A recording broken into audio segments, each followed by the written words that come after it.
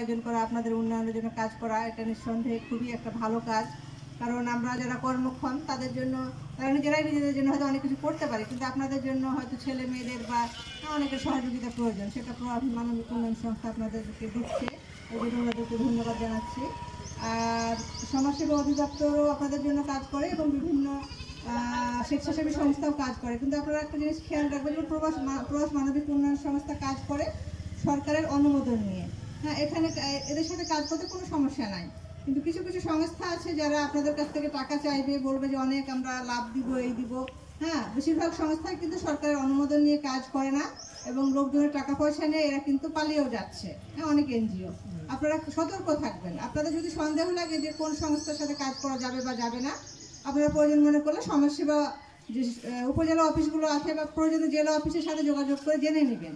হ্যাঁ, এইভাবে অনেক মানুষ কিন্তু প্রতারিত হচ্ছে বিভিন্ন কি বলবো অবৈধ এনজিওদের দ্বারা। হ্যাঁ, তো যাই হোক সবশেষে এটা হয়তো